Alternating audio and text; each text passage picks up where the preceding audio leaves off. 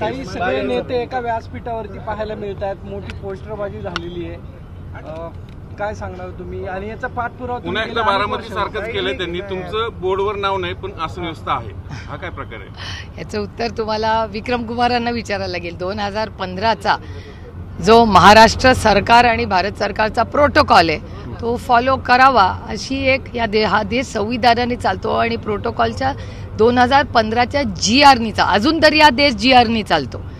तर तो पाळला नसेल त्याचे उत्तर मला नाही विचारून उपयोग, सरकारला विचारायला लागेल. शासकीय कार्यक्रमात पण सगळ्या नेत्यांसोबत सुनेत्रा पवार यांचे देखील बॅनर लागले शासकीयमध्ये. हा कार्यक्रम नाही पण महानगरपालिकेने लावलेत.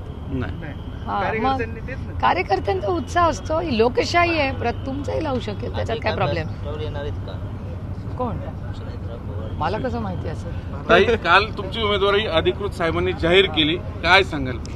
अमृत नोनी आर्थो प्लस ये एक प्रूवन फॉर्मूला है। इसमें मौजूद नोनी फल के गुण और आयुर्वेदिक जड़ी बूटियां शरीर को जरूरी पोषक तत्व देने के साथ साथ हड्डियों और जोड़ों के घिसने, उनमें होने वाले सूजन और दर्द को रोकने में मदद करता है। दर्द मुक्त जीवन के लिए अमृत नोनी आर्थो प्लस। तर मी इंडिया आघाडी आणि महाविकास आघाडीचे मनपूर्वक आभार मानते की चौथ्यांदा मला ही संधी दिली आहे. मायबाप महाराष्ट्राची आणि बारामती लोकसभा मतदारसंघाच्या मायबाप जनतेचे मी मनपूर्वक आभार मानते की त्यांनी जो मला विश्वास दाखवला. आणि आज मला एका गोष्टीचा आनंद होतोय की सचिन दोडके असतील, सायली असतील, हे सगळ्या लोकांनी या सगळ्यांच्या प्रयत्नातून त्यांचं आणि आमच्या सगळ्यांचं एक स्वप्न, एक अप्रतिम हॉस्पिटल ज्याचा प्रचंड पाठपुरावा हा सायली आणि सचिन दोडकेंनी केलेला आहे.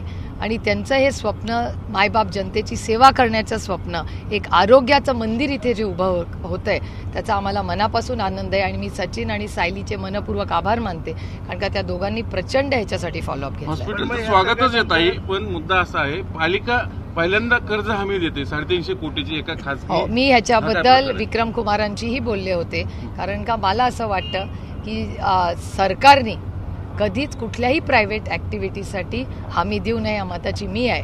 किंवा मग त्याचं जे अरेंजमेंट आहे हे मला तरी योग्य वाटत नाही. आणि ह्याच्याबद्दल आम्ही सत्तेत असतानाही हा मुद्दा मी मांडला होता की जेव्हा तुम्ही कॉर्पोरेट्सला ह्या गोष्टी देता तेव्हा सरकार कसं हमी देणार? जे सरकारी आहे ते सरकारचंच राहिलं पाहिजे.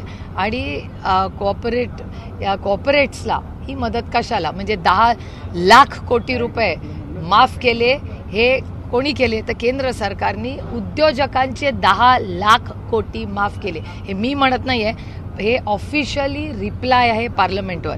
तुम्ही 10 लाख कोटी उद्योजकांचे माफ करता पण तुम्हाला अडचणीत आलेल्या कांद्याचा शेतकरी, सोयाबीनचा शेतकरी, दुधाचा शेतकरी तो दिसत नाही कर्जमाफी करायला. म्हणजे फक्त उद्योगपतींची कर्जमाफी आणि शेतकऱ्याची नाही, हा कुठला न्याय? ताई, मावळ गोळीबाराचा पुन्हा देवेंद्र फडणवीसांनी उल्लेख केलाय की तेव्हा सरकार कुणाचं होतं, तुम्ही सातत्याने आरोप करता. बरोबर आहे, नाही बरोबर आहे. त्यांना फक्त विचार करा की तेव्हा पुण्याचे मंत्रीपद कुणाकडे होतं? मावळचा जेव्हा गोळीबार झाला मी तर काय राज्य बघत नव्हते. मग राज्यात कुणाचं सरकार होतं? आणि त्या काळामध्ये पालकमंत्री किंवा पुण्याची जबाबदारी, राज्याची जबाबदारी ही कुणावर होती?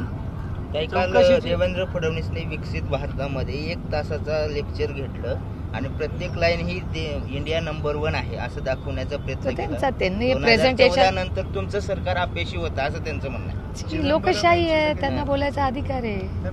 व्हिडिओ सगळं दाखवून त्यांनी कशा प्रकारे आपल्या GDP वरती आलेलं आहे 2014. ते छोडो, इसके लिए 1 घंटा लगेगा. मी तुम्हाला सांगतो तुमची उमेदवारी जाहीर झाली, झाला ना, आता बोले ना. पवारांवरती कारवाई करण्यात आली आहे मात्र त्यांचा कुठेही उल्लेख नाही. मग ही कारवाई FIR मध्ये रोहित पवारांचं नाव नाही आणि ज्यांचं नाव FIR मध्ये ते सगळे भारतीय जनता पक्ष आणि मित्र पक्षात बसलेले आहेत. FIR ची कॉपी माझ्याकडे आहे.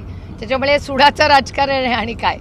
त्याच्यामुळे रोहित पवार संघर्ष करतायत, सरकारच्या विरोधात सत्य लोकांच्या समोर मांडतायत आणि ते मोडेन पण वाकणार नाही, सत्याच्या बाजूने उभे आहेत. म्हणून ही केस तुम्हाला माहिती आहे, किती उदाहरणं तुम्हाला दाखवू की केस केले. अशोक चव्हाण लांब कशाला जा, 15 दिवसापूर्वीची गोष्ट. आज तुम्हाला बोलायला संधी मिळेल कशी? आता मायबाप सरकार ठरवेल. प्रकाश आंबेडकर म्हणतायत की काँग्रेस आताच कुठेतरी वाद पाहायला मिळत आहेत की चला अरे बोलते ना प्रोग्राम